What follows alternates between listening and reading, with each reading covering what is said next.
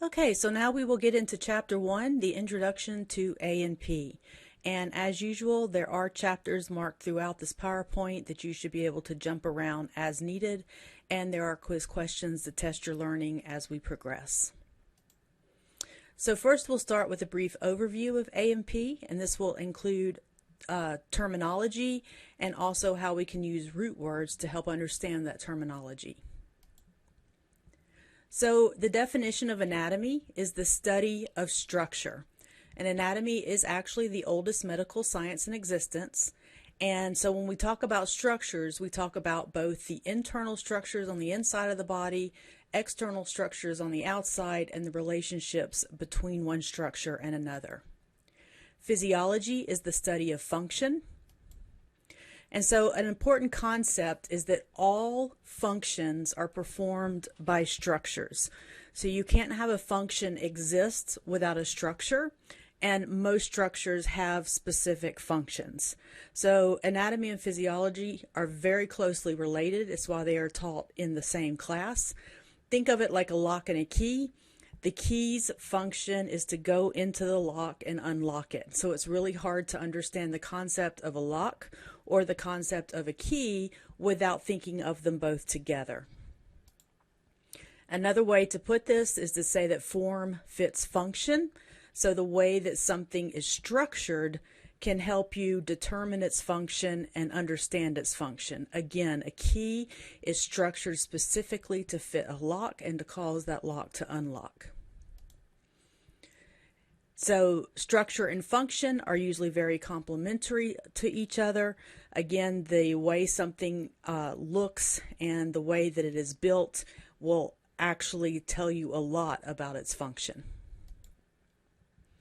So it's very important to start getting used to the language of A&P. For a lot of students, this is the first time that you encounter a lot of these big words.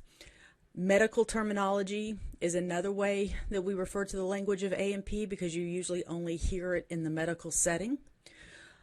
A lot of these words are derived from Latin and Greek words. In fact, they come from Latin and Greek root words, prefixes, suffixes, and then combining of all of these things. So on D2L in the Chapter 1 folder, you will find a PDF of Latin and Greek root words. There are also some root words on the inside back cover of your textbook. Learning these root words can really help you with memorization. So you see this really long word, and it's a word you've never seen before, and it can be hard to just flat out memorize it, but if you break it down into its root components and learn and know what those mean, then it can help you with your memorization. So the PDF that I gave you has a lot of root words listed, but you only need to know the ones that are listed on your learning objectives. Those are the ones that you'll be tested over. And to give you an example, if you look up algia, A-L-G-I-A, you'll see that it means pain. Neuro is also a root word on your list. Neuro means having to do with nerves or the nervous system. So to see how we can apply these root words, the word neuralgia would actually be nerve pain because we're combining the root word for nerve with the root word for pain. Eponyms are commemorative names of structures. Most eponyms are being replaced over time, but a lot of eponyms are still in use, especially by older medical healthcare professionals. So as a result, you often have to learn two names for a structure to know what people in the business, in the medical industry, are calling things that have been renamed. To give you an example, fallopian tubes were named after a dude called Fallopian. They are now increasingly being transitioned to uterine tubes, and Achilles tendon is now being transitioned to the calcaneal tendon. Unfortunately, you're sort of caught in the middle where you have to learn both forms in many cases. So there are many levels of anatomy and physiology. We can talk broadly about gross anatomy versus microscopic anatomy, where gross anatomy would be like on the large scale, so fairly large structures that you can see with the naked eye, whereas microscopic anatomy would be on the microscopic or very small level, and you would frequently need things like microscopes to analyze these structures. So some of the gross anatomy subdivisions are surface anatomy, and that's actually the study of various surfaces. Regional anatomy would be like specific areas of the body, so like the head or the neck or the legs. Sectional anatomy, or sorry, systemic anatomy is the study of organ systems, so like the cardiovascular system, the muscular system, etc. Clinical anatomy is full of subspecialties, and you'll recognize a lot of these words from like the different doctors and stuff that you go to. So for example, you can have pathological anatomy, which is the study of how things go wrong during disease. Radiographic anatomy is the structures that are seen using different imaging techniques like x-rays and MRIs. Surgical anatomy is when you're learning the specific structures and landmarks that you would use during a surgery, etc. Developmental anatomy is the study of how structures change from conception all the way through childhood, adulthood, and then as you age. Embryology is a subspecialty of this classification. This would be the study of the most earliest changes, so while you're an embryo, so like the very first 2 months of life. So those are the gross anatomy subdivisions. Then we have the microscopic anatomy subdivisions. Cytology is the study of cells, and we will be talking about cells in chapter 3. And histology is the study of tissues, and we'll be talking about histology in chapter 4. And then just like you can divide anatomy into different sections, you can also talk about physiology subspecialties. And remember that physiology has to do with function. So cell physiology would be the study of the function of cells. Organ physiology would be the study of the function of specific organs. Systemic physiology would be the study of the function of various organ systems like cardiovascular physiology. And then pathological physiology would be the study of the effects of diseases on different functions. So what goes wrong with the functions in a disease state. A&P terminology is often quite common in clinical settings, and one of the things that you should know the difference between is a sign and a symptom. So a sign is an objective disease indication, so that means something that can be measured with an instrument and you have an actual value for. For example, you can measure an exact temperature using a thermometer to see if someone's running a fever. You can get an exact blood pressure measurement. Another way to think of signs is like you've often heard the term vital signs. Well, vital signs are typically like your body temperature, your heart rate, your blood pressure, things that can be accurately measured with an instrument. So contrast that with a symptom, which is a subjective disease indication. So you can really only take a person's word when they are describing symptoms to you. So for example, someone says, well, I'm very tired. Well, unless you're actually in their body, you don't have a direct way to measure the exact amount of tiredness they have. You kind of have to take their word for it. Even with pain, oftentimes in today's clinical setting, you'll be asked to rate your pain on a pain scale of like 1 to 10, but even that is highly subjective. What I rate as a 5, somebody else may rate as like a 7. So again, it is very subjective. There is no way to get an accurate measurement of these types of indications. So think back to your last doctor's visit. Usually you walk in, you tell the doctor your subjective symptoms. So you say, I've been feeling tired, my throat hurts, I've been having a runny nose. So you're telling him things that you have experienced, but you don't actually have measurements for with instruments. Then the doctor in the office will take objective measurements to find signs. The doctor or the nurse, they'll take your temperature, they'll take your blood pressure. Sometimes they'll even take blood work to send off and get accurate measurements of the components of your blood. So an office visit while you're there usually involves looking at gross anatomy or surface anatomy. So the doctor is examining your body from the outside. They might look in your mouth, they might look in your ears or your eyes, but it's pretty much looking at structures on the large scale. And then when they send off like your blood or a tissue sample, that is when you have your microscopic anatomy come into play, and a pathologist will look at those to look for any indications of a disease or a disorder. Next, we will talk about the levels of organization. So when you're trying to understand the human body, it is often easiest to break it down into its different levels and then understand how those different levels work together. So the simplest level is the chemical and molecular level. So atoms are the smallest stable units of matter, and atoms come together and form bonds to make molecules, and that's all covered in a chemistry class I'm sure you've had to take. We will talk about some specific molecules throughout the course, like the actin and myosin filaments and proteins that make up your muscles.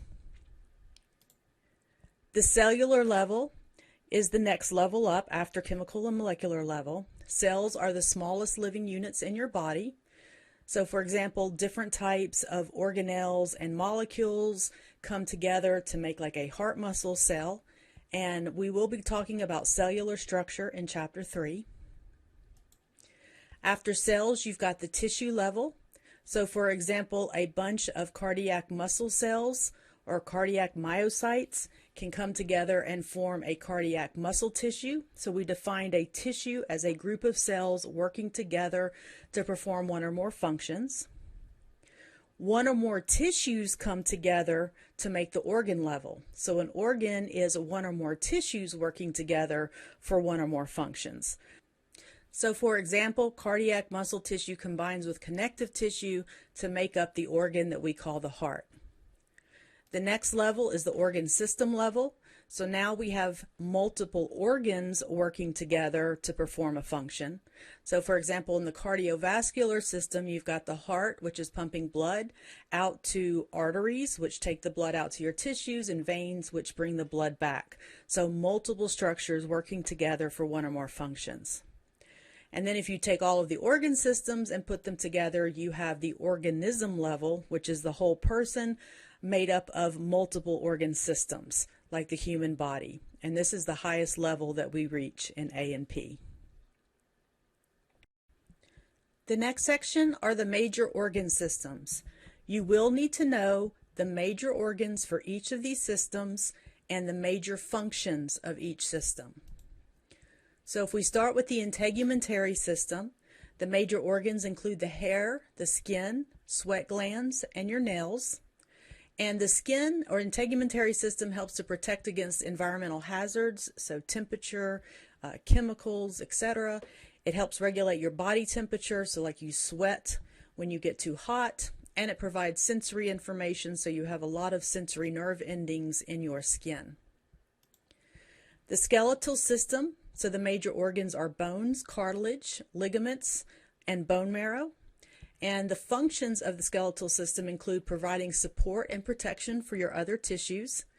The bones are also very important for storing calcium and other minerals.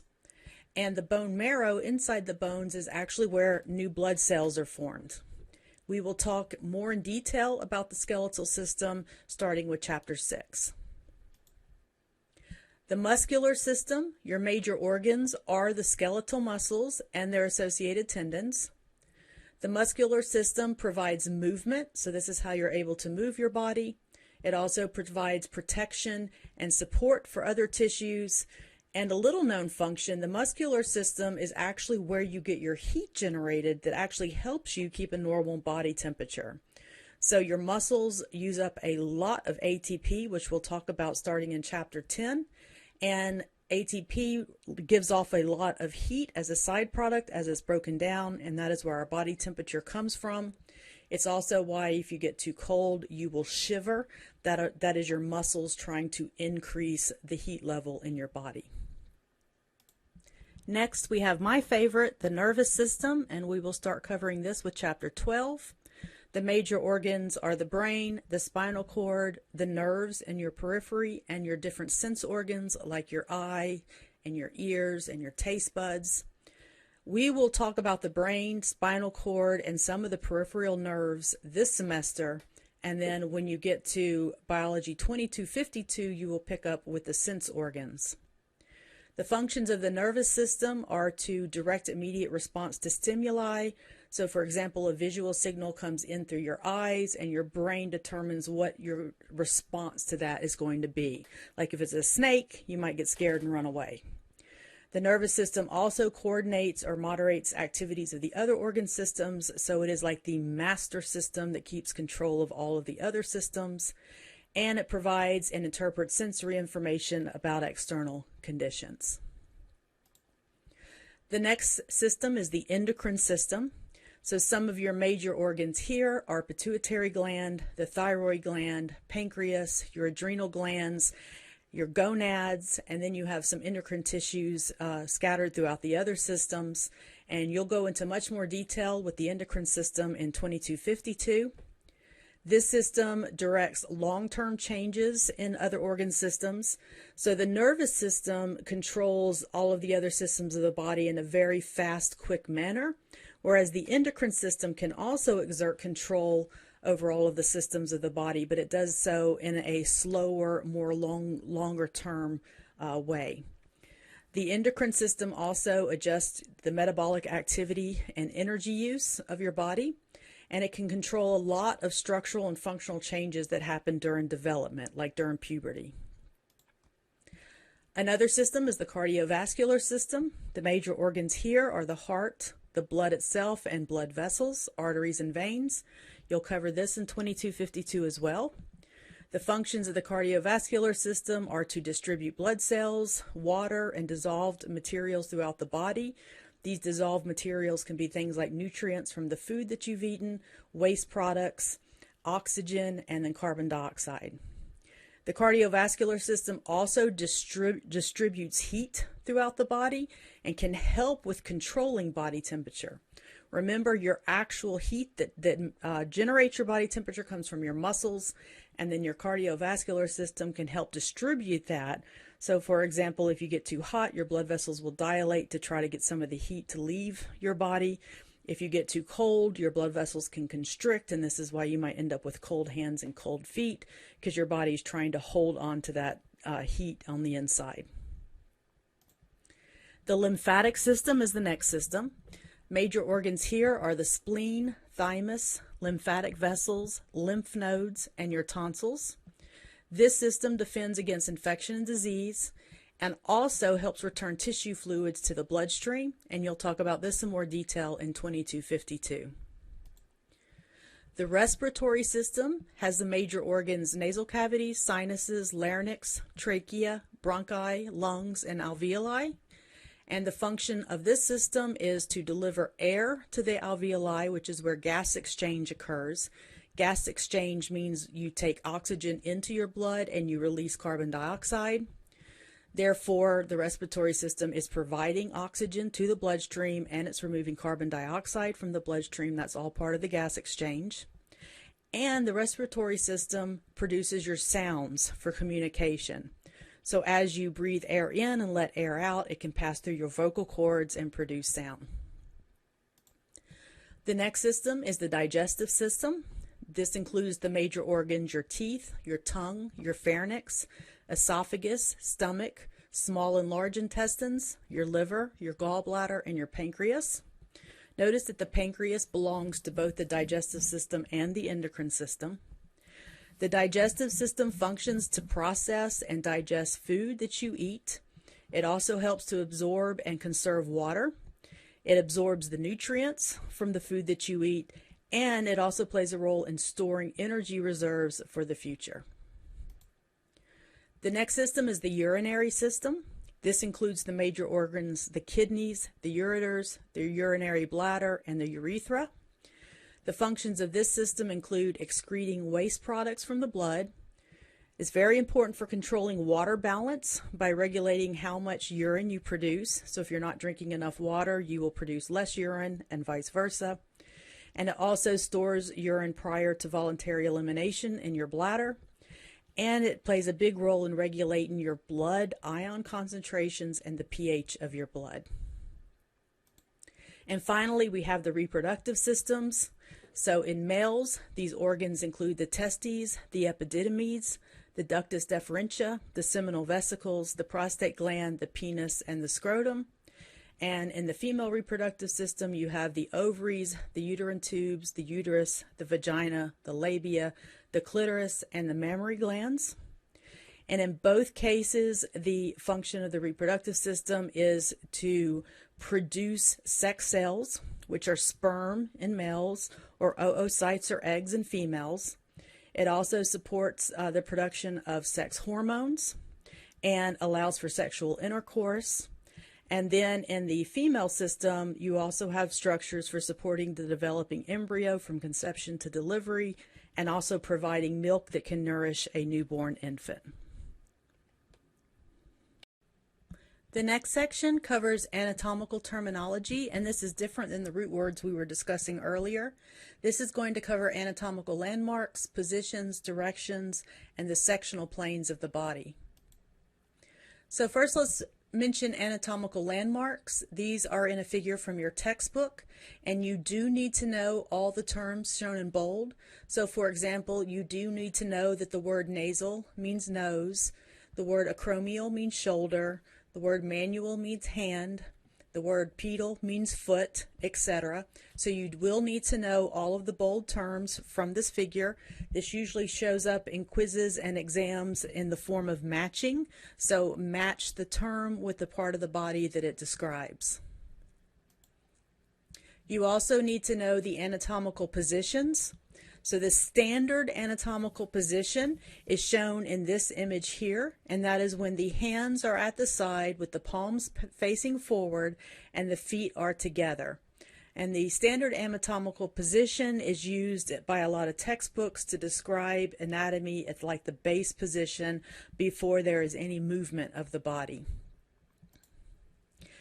Two other terms you will need to know is supine and prone. So supine is when a person or a body is laying down face up, and prone is when they are lying down but they are face down.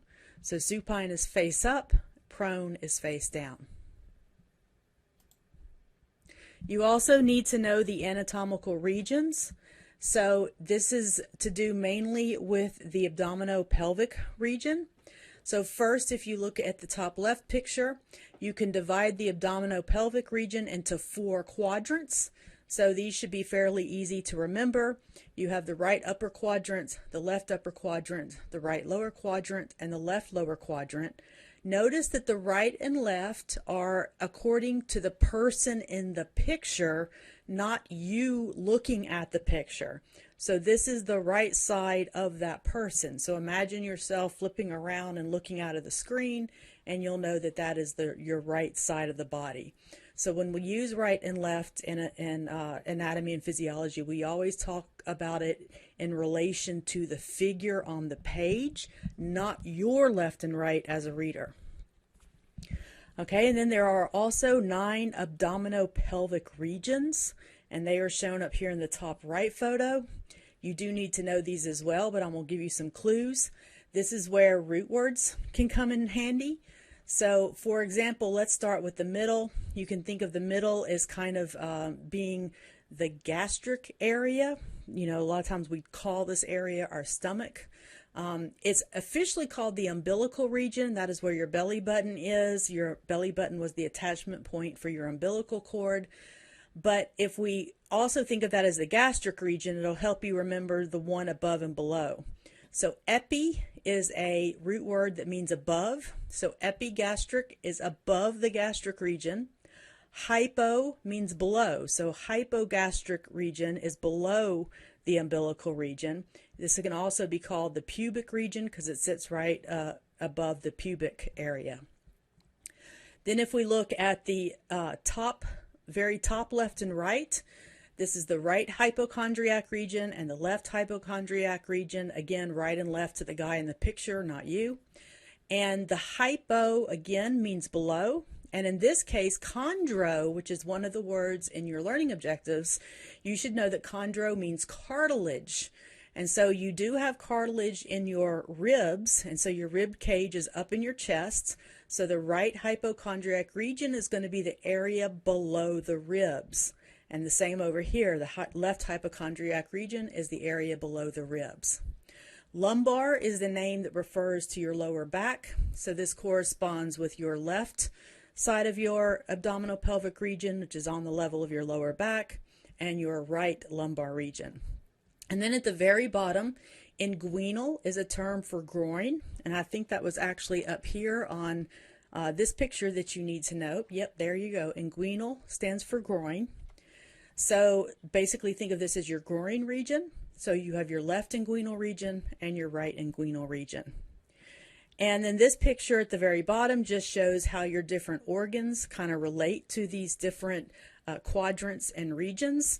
So for example, if a patient has right upper quadrant pain, doctors will usually first think that it could possibly be a disorder with the liver. You also need to know your anatomical directions, both for lecture and for lab.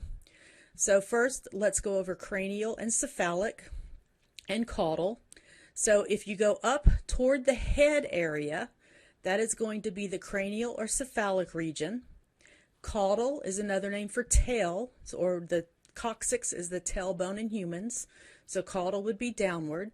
And then in humans, we also use superior for representing up and inferior for representing below. So if a structure is higher or farther up than another structure, we say that it is superior to that structure. Or you can also say it is cephalic to that structure, but we typically use the word superior and inferior more often with humans. And if a structure is more below another structure or down farther down, we call that inferior or caudal. The next set of words are posterior, anterior, and dorsal and ventral. So for that, we're going to look at the lateral view over here on the right. So if it's toward the front of the body, so the front area of the body, that we would call anterior or ventral. And if it is closer to the back side of the body, we would call that posterior and dorsal. And again, we are usually referencing different areas. So for example, we might say that the belly button is ventral compared to the spinal cord. So what that is saying is the belly button is closer to the front of the body than the spinal cord. Or we could say that the kidneys are posterior to the small intestines. So the kidneys, we are saying, are farther in the back of the body, toward the back, than the small intestine. The next set of terms is lateral and medial. And to understand lateral and medial, you need to imagine a line dividing the body in half, so left and right halves. Lateral would be anything moving away from that midline of the body.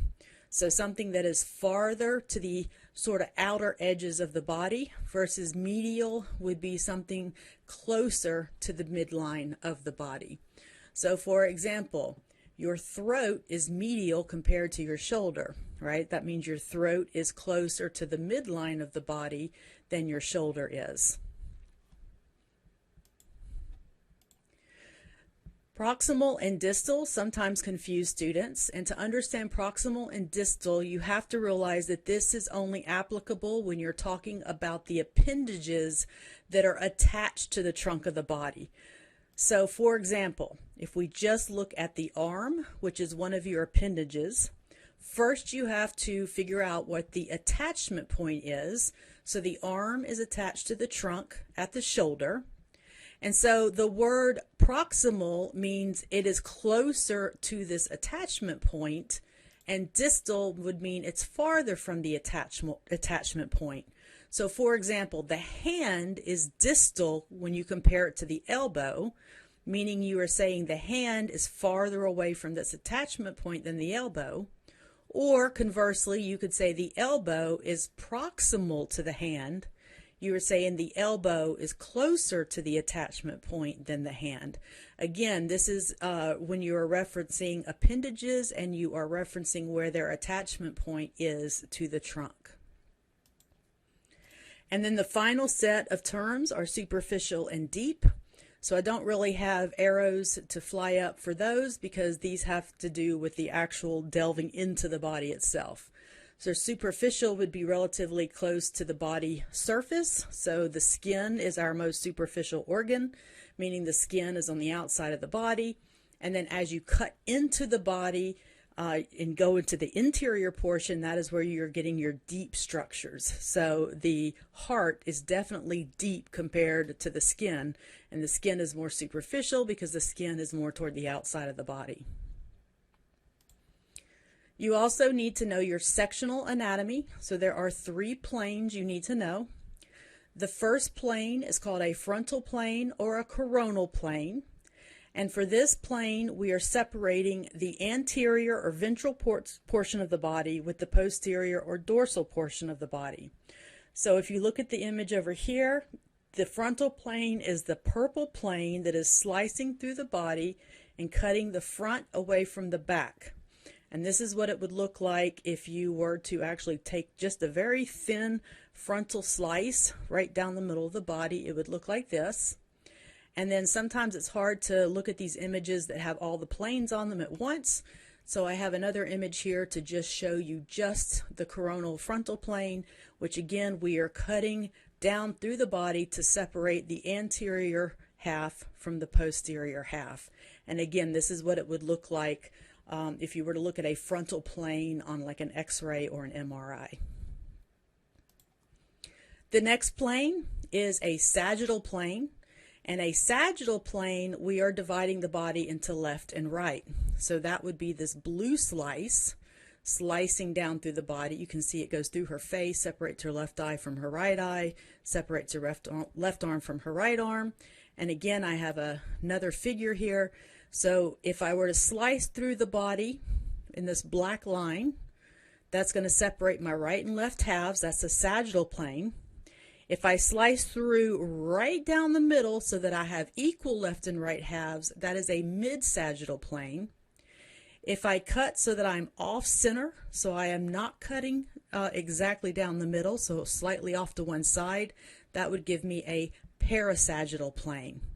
And again, if you were to just make that as a very thin slice and look at it, it would look like this. So this is what we would call a mid-sagittal plane or a view. And the final plane is the transverse or horizontal plane, and that one is shown with this green square here. So this is cutting the body from the top from the bottom. So we are dividing the superior side from the inferior side.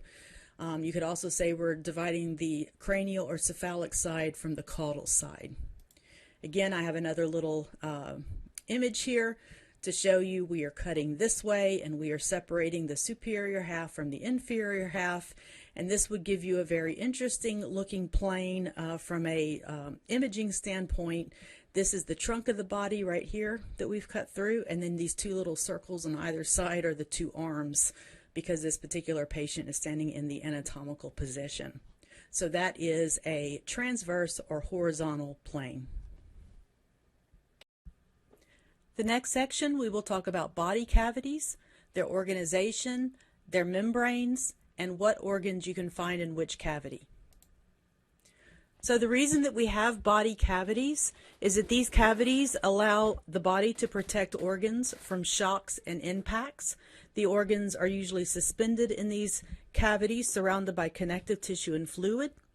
And also it permits changes in the size and the shape of the internal organs. So if you think about the heart needs to pump, which means it's going to contract and relax. It's going to change shape as it does that. Also think of your lungs and how they change shape when you breathe in and breathe out, and your stomach, how it changes shape after you eat a big meal. And so having these organs and cavities will also allow them to change in shape and size, again without friction because they are surrounded by fluid.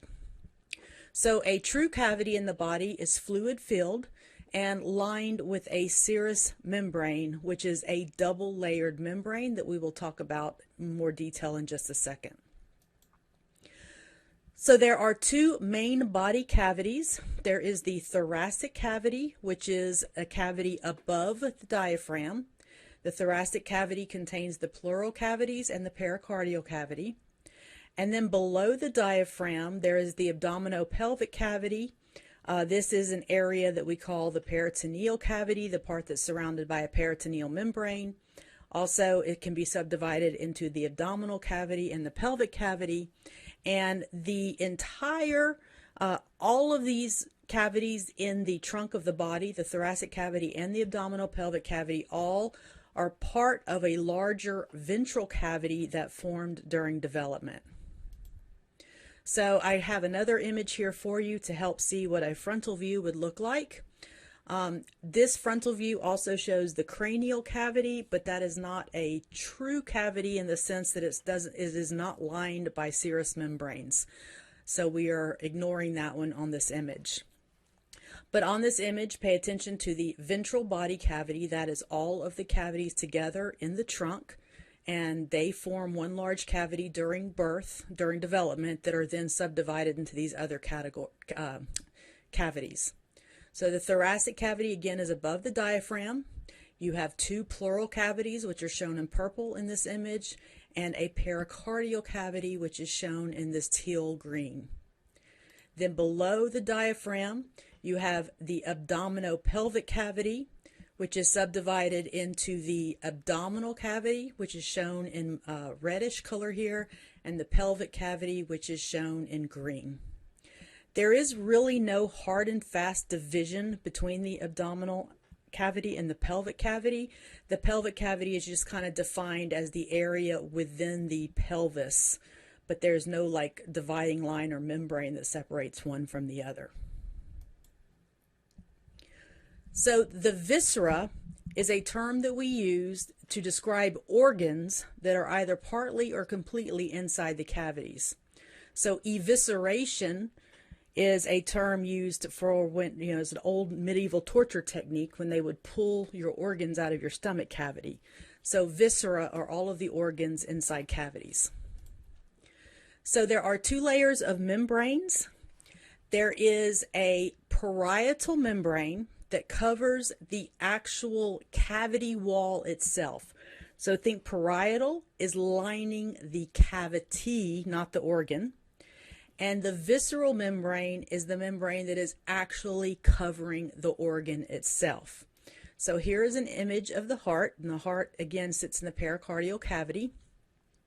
So we actually have a membrane that surrounds the heart and touches the heart, and that would be the visceral pericardium, because the membrane in the pericardial cavity is called a pericardium. And then you have a membrane that actually lines the cavity itself, and that would be the parietal pericardium. And your textbook provides an example to kind of help you see how this double membrane forms, kind of like if you poke your fist into a balloon and you have the space that is between the two sides of the balloon. So the part that would be touching your fist would be the visceral part of the membrane, and the part that is on the outside would be the parietal part of the membrane. And then in our bodies, it's not air in here, but rather it's fluid. So in the pericardial cavity, this area would be full of pericardial fluid. All right, so let's take a closer look at the thoracic cavity. Again, the thoracic cavity is subdivided into three cavities. There is a right and left pleural cavities, and that's shown in purple here.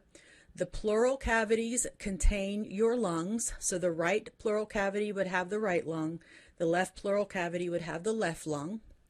And the membranes that you find in the pleural cavity we call pleural membranes. So you can't just use the terms parietal and visceral by themselves, you have to also apply them to the actual membrane name. So the name of the membrane touching the lung, so it is on the lung itself, would be the visceral pleural membrane. And the membrane lining the cavity that the lung is in would be the parietal pleural membrane. Then we have the pericardial cavity that contains the heart. And as mentioned previously, the membrane that lines the heart itself would be the visceral pericardial membrane, or visceral pericardium. And the membrane that lines the cavity that's around the heart would be the parietal pericardial membrane. You can also say parietal pericardium. Another term you should be familiar with is the mediastinum. That is the area shown in yellow in this image. It is just an area of connective tissue that is surrounding your esophagus, your trachea, your thymus, and major blood vessels. And it also resides in the thoracic cavity. So your thoracic cavity is really your left and right pleural cavities, your pericardial cavities, and then an area called the mediastinum. So let's take a closer look at the abdominopelvic cavity. So this cavity is lined by peritoneal membranes. So again, if the membrane is on an organ, like is on the surface of the stomach, it would be a visceral peritoneal membrane. And the membrane that lines the cavity itself would be a parietal peritoneal membrane. So we have a subdefinition. Everything that is lined by the peritoneal membranes is considered part of the peritoneal cavity. And this is subdivided into two cavities. The abdominal cavity runs from the diaphragm down to the top of the pelvis, and it's going to contain the liver, the stomach, the spleen, the small intestines, and most of the large intestines. And then, as mentioned before, the pelvic cavity is considered to be the area within the pelvis. There's not really any structure or feature or membrane that divides the abdominal cavity from the pelvic cavity. It's just customary to divide them based on the location of the pelvis. The pelvic cavity contains the bladder, the reproductive organs, and the distal portion of the large intestines, which means the end of the large intestines. Some organs within your trunk are what we call retroperitoneal. And again, if you know your root words, it will help you understand what these words mean. Retro means behind. So retroperitoneal means they sit behind the peritoneal membrane, so they are not actually covered with peritoneal membrane. So here is a summary view of the body cavities. Again, during development, we have this really large ventral body cavity shown in orange. And the functions of body cavities, again, they provide protection, they allow organ movement, they prevent friction by having linings and fluid. The ventral body cavity can be subdivided into the thoracic cavity shown in blue. The thoracic cavity contains the right pleural cavity with the right lung, the left pleural cavity with the left lung. You have your pericardial cavity where your heart is located, and then the remainder of the area is taken up by the mediastinum with your trachea, esophagus, and other major vessels. And then below the diaphragm, we have the abdominopelvic cavity. The peritoneal cavity is the part that actually has the membranes that cover it, so that's the peritoneal cavity. And you can divide that into your abdominal cavity, which has most of your digestive organs and glands, and your pelvic cavity, which has your urinary structures and reproductive structures, and the very last part of the digestive tract. I also want to cover the diagnostic imaging techniques. This is in your textbook as a clinical side note in the chapter, but I know many of you are interested in healthcare professions, so I thought this would be important to cover. So we're going to talk about the difference between X-rays, CT scans, MRIs, PET scans, and ultrasounds. So X-rays are the oldest and most common imaging method. High energy radiation is shot through the body. The energy penetrates living tissues and passes through at different rates. So some X-rays can pass completely through. They hit nothing but like fluid and air, and these show up as dark areas on the film. But then some body structures, particularly bones, will actually stop the passage of the X-rays. So they actually will absorb the X-rays. The X-rays stop. They don't pass all the way through. And those show up as white areas on an X-ray. And so we call radiopacity is the ability of a structure in the body to stop the passage of X-rays. So areas impenetrable to X-rays will show up as white areas on an X-ray film, and those are known as the radiopaque areas. Air has the lowest radiopacity, so that is why you see solid black around the head in this X-ray down here, because air allows the X-rays to go through completely unimpeded, whereas bones have the most radiopacity. So where the X-rays encounter bone, they are stopped, and that shows up as white on the X-ray.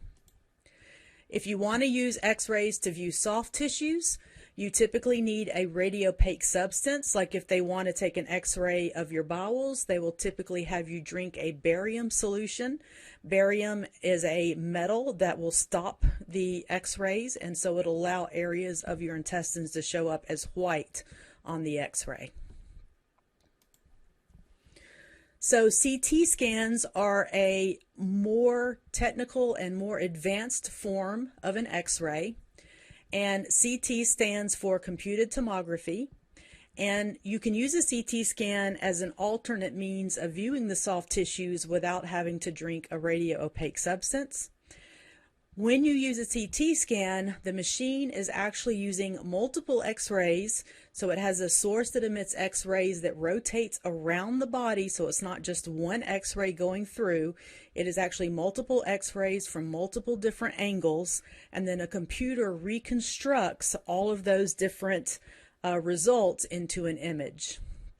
By the way, this image that we're looking at here is an example of a transverse or horizontal plane. So we were cut right through the middle of the body, separating the top from the bottom, or the inferior from the superior. A spiral CT scan can allow you to have less radiation exposure. So that is a even more advanced form of CT scan. So MRI scans use a strong magnetic field. MRI stands for magnetic resonance imaging. And you actually have a lot of organs and substances in your body that have metal ions in them. This is why trace minerals are an important part of your diet. For example, your blood has hemoglobin molecules in your red blood cells. Each hemoglobin molecule has an iron atom in the middle of it. So all of these metal ions can be activated by a magnet. The magnet will cause all of these atoms and molecules in your body to shift slightly and can be picked up by the computer. So that's how an MRI works. MRIs do show a lot more detail than a CT scan, especially for soft tissue areas. So a lot of times, if you don't want to be exposed to any radiation from x-rays, and if you have a soft tissue problem, you will be sent for an MRI. PET scans evaluate metabolic and physiological activity. To do a PET scan, they usually have to inject you with a radioactive label or tracer, which is picked up by the scan itself.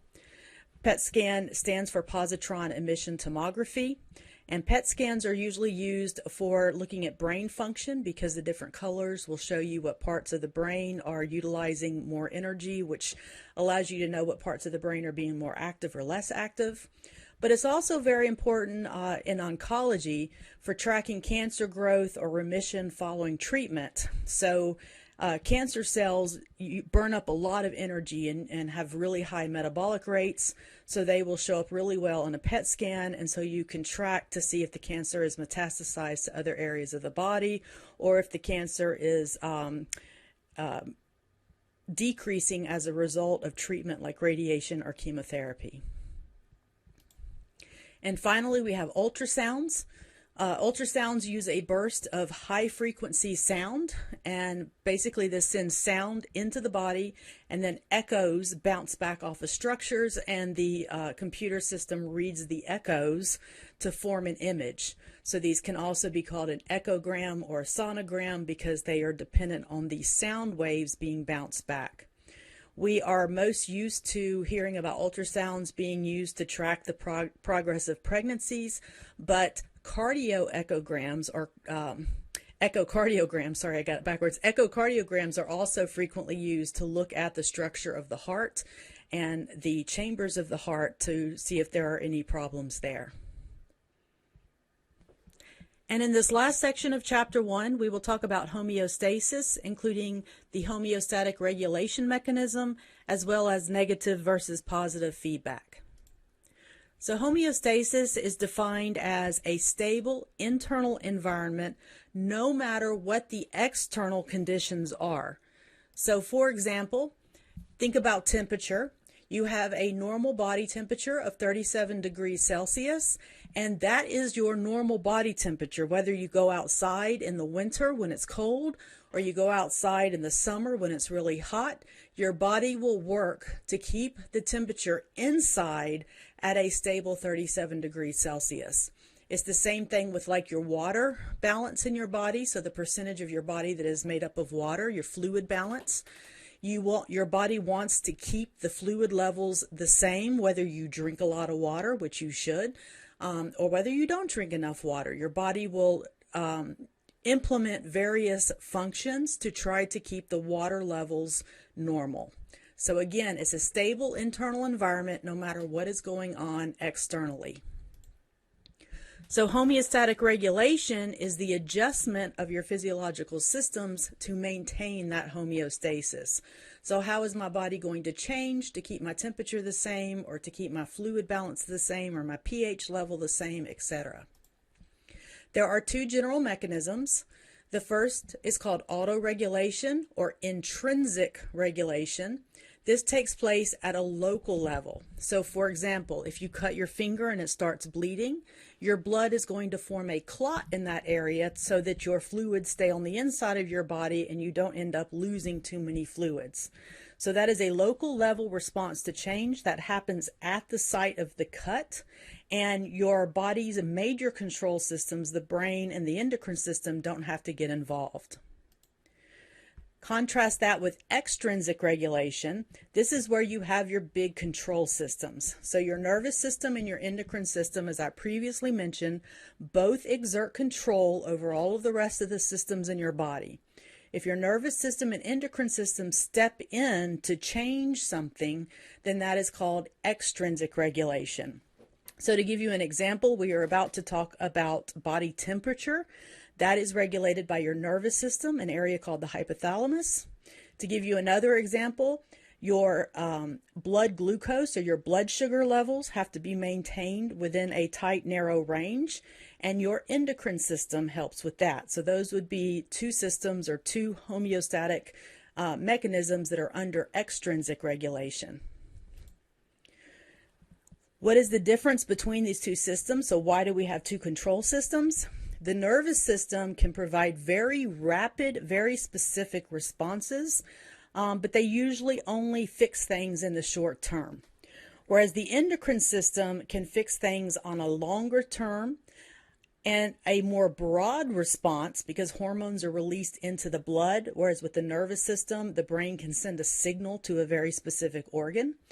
So the endocrine system is broader, longer term, and it's also a slower response because you have to wait for that hormone to be released into the blood and for the blood to travel throughout the body, whereas electrical impulses sent through neurons are exceedingly fast. So homeostatic regulation. So this is a mechanism you should be familiar with, and it consists of three parts, and we're going to use the thermostat that you have in your house as an example. So as our example, let's think of homeostasis as being our normal room temp. So this is what we want our house temperature to be. So we have a thermometer that would be equivalent to our receptor. So you have to have something that can sense what the current condition is. Then the receptor sends the information to the control center, and the control center is where you have a set point. This is where you have basically the comparison where you say, okay, what is the current temperature and is it what I want it to be? So the control center is what sets the ideal temperature. So you might set your thermostat for 75 degrees, for example. That would be your set point for your thermostat control center. Then you have an effector, which is something that does something when needed. So if the thermostat says, oh, the current temperature is too hot compared to what I have as my set point, now I'm going to kick the air conditioner on to cool it back down. In this case, the air conditioner would be the effector. It is what is acting to produce a change. So again, we have the homeostasis. We have what we want things to be. Receptors will receive information about what things currently are. We'll take it to the control center, which will say, ooh, are we too low? Are we too high? Do we need to turn on the air? Do we need to turn on the heat? And then the control center will send a signal out to either the air or the heat as necessary to bring things back to what they should be. So just like if you were to draw a little map of room temperature, right, there's always going to be slight fluctuations, but they're going to be within a normal range. There are periods when the air conditioner turns on, and so the temperature starts dropping. Air conditioner turns off, so temperatures start rising. So there are fluctuations within a normal range. So now let's look at this example. It works very similar to your thermostat, but now we're talking about the body itself. And so this is a great example of how homeostatic regulation works. This is called thermoregulation, and this is how your body maintains your internal temperature at 37 degrees Celsius. All right, so again, we have our homeostasis condition, which is 37 degrees Celsius normal body temperature. We have receptors, which are the temperature sensors in your skin and in your brain that can sense what your body temperature is. Your receptors send that information to the control center, which in this case is an area of the brain called the hypothalamus. This is the area that regulates your body temperature. The hypothalamus is going to say, how far are we away from our ideal, which is 37 degrees Celsius? Are we too hot? Are we too cold? And then it's going to send commands out to effectors in your body. So let's say, for example, you are too hot. If you were too hot, like you've been exercising, you went outside on one of these really hot August days, then your brain, your hypothalamus, will send signals to sweat glands to tell you to start sweating. It'll tell your blood vessels in your skin to dilate to try to release some extra heat that way. And hopefully with these effectors doing these things, your body temperature will drop back into the range that it's supposed to be. Again, keep in mind that the set point is usually a range of values. So if you take your temperature throughout the day, every day for a week, you're going to see that it's not always exactly 37 degrees Celsius. Sometimes it may be a little bit above or a little bit below, but it should be in a range around 37 degrees Celsius.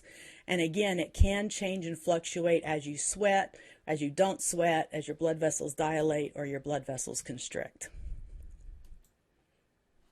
And the set point can change under different circumstances. So, you know the little thing called a fever that you get when you get sick? So with a fever, your hypothalamus actually raises the set point. The hypothalamus says, oh, we're not supposed to be 37, we're supposed to be 40 degrees Celsius, right? And it usually does that as a response to knowing that the body is infected with something. And the higher temperature is supposed to activate immune cells to help them deal with the infection.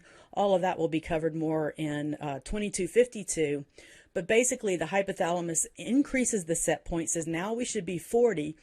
And so what happens to you? Well, if you are at 37 where you should be, and your regulatory center is saying you should be at 40, it's going to think you're too cold, so you're going to start shivering.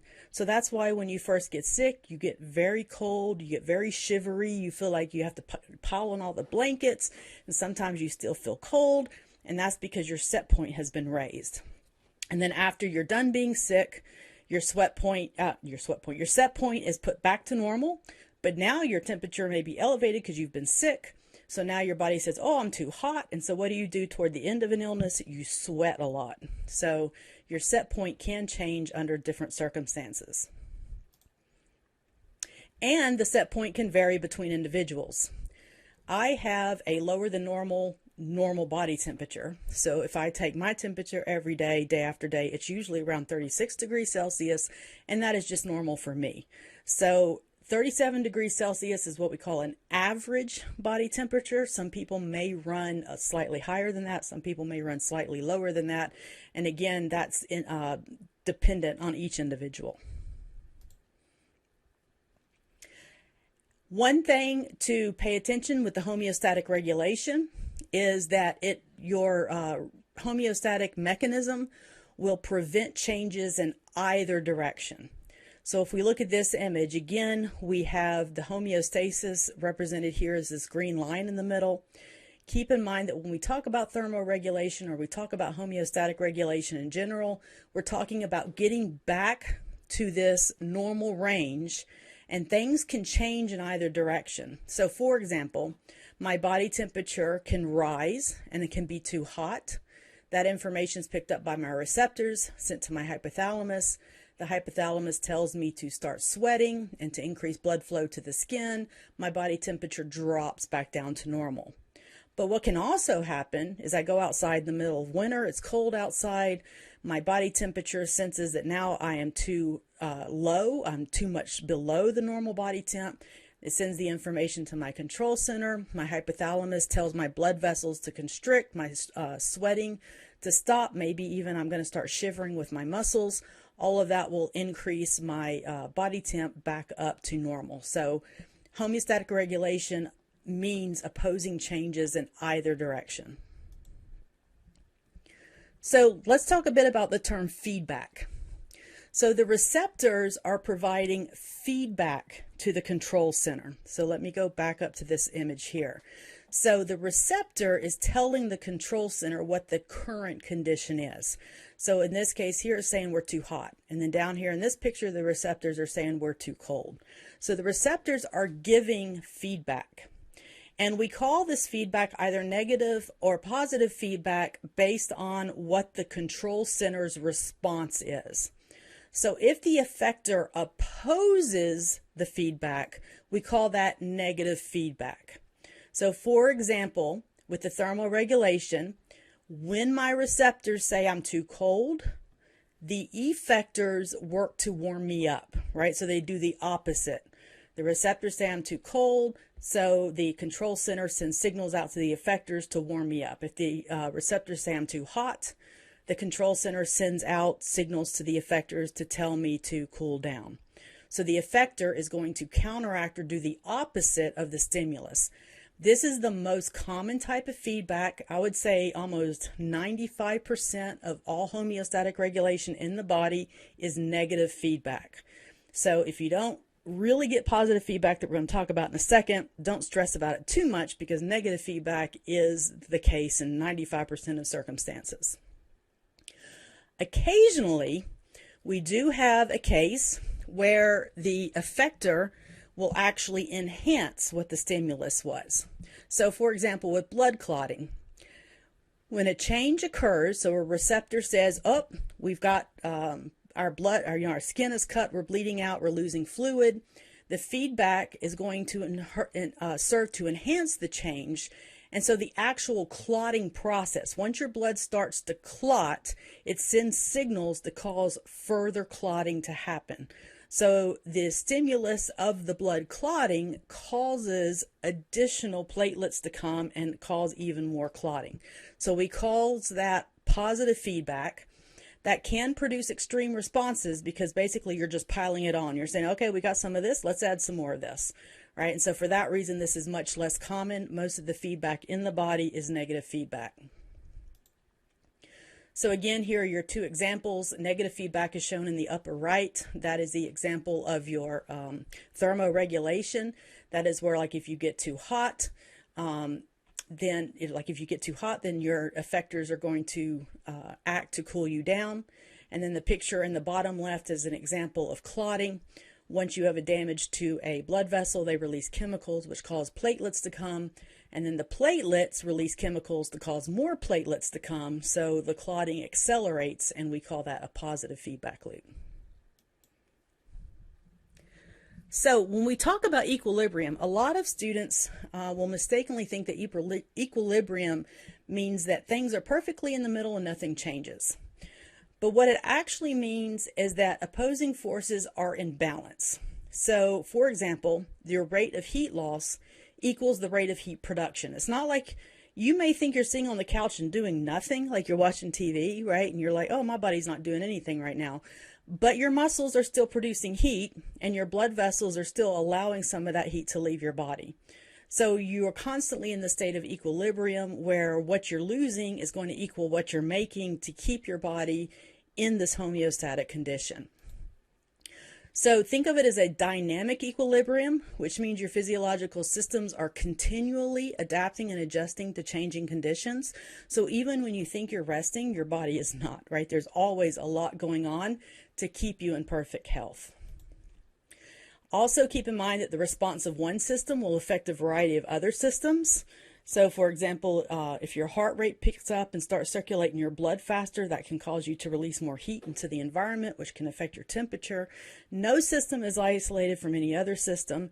To make things more simple for this course, we go through the systems one at a time, but try to keep in mind somewhere in the back of your head that even when we're talking about like just the skeletal system, things going on in the skeletal system are having effects in other systems. And here is an example. I don't expect you to memorize this table by any means, but this is just an example of some of the homeostatic regulation processes. For example, we talked about body temperature, and you may not realize it, but it's involving multiple systems. So we're involving the integumentary system. That's your skin that allows for heat loss. Your muscular system, your muscles, which is allowing for heat production. Your cardiovascular system, which is circulating your blood around and allowing for heat distribution, and your nervous system, which has the coordination, what has the control center, but also coordinates blood flow. So just to keep your body temperature at 37 degrees Celsius is involving 4 of your organ systems. So you can see for the remainder of this chart that things like body fluid composition, body fluid volume, waste, and blood pressure are all involving multiple systems that are doing multiple functions to keep you in these normal homeostatic levels. And that is the end of Chapter 1. Please start studying now. Don't wait to the last minute. There is a lot to learn, and we have several more chapters to cover before the first exam. Also, look through your Chapter 1 learning objectives and make sure you can answer all of those questions. And don't forget to also look at the recommended end of chapter questions, as well as doing your Mastering A&P homework, and then eventually your D2L quiz.